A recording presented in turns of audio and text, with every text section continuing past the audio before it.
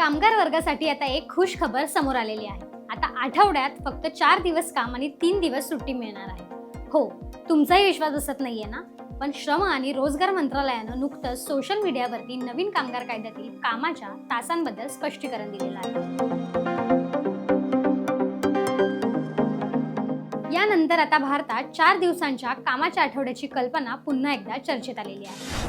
राजधानी दिल्लीपासून मुंबई, पुणे, बंगळुरू सारख्या अनेक शहरांमध्ये 5 दिवसांचा कामाचा आठवडा असला तरीही कामाचा वाढता ताण पाहता अनेक कर्मचारी 4 दिवसांचा कामाचा आठवडा आणि 3 दिवसाची सुट्टी मिळावी अशी अपेक्षा करत असतात। काही विकसित देशांमध्ये कंपन्या याची अंमलबजावणी करत आहेत। मात्र आता भारतासाठी ही शक्यता निर्माण झालेली आहे। भारतात श्रम आणि रोजगार मंत्रालयानं या संदर्भात नेमकं काय सांगितलंय ते आपण सविस्तर जाणून घेऊया। नवीन कामगार कायद्यात कामाच्या 4 दिवसांच्या आठवड्याची तरतूद केलेली आहे। या 4 दिवसात 12 तास काम केल्यानंतर कर्मचाऱ्यांना उर्वरित 3 दिवस पगारी सुट्टी मिळणार आहे।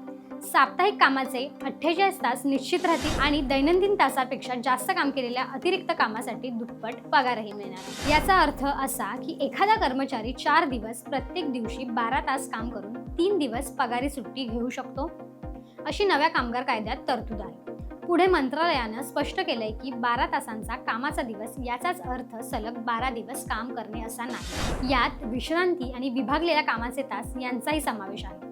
यामध्ये दुपारच्या जेवणाची सुट्टी, विश्रांतीची वेळ किंवा शिफ्ट मधील अंतर याचा समावेश असू शकतो। दरम्यान अंतिम निर्णय कंपनीच्या धोरणांवर, राज्याच्या नियमांवर आणि कामाच्या स्वरूपावर अवलंबून आहे। या संदर्भात अधिक माहितीसाठी लोकसत्ताच्या YouTube चॅनलला सबस्क्राईब करायला विसरू नका।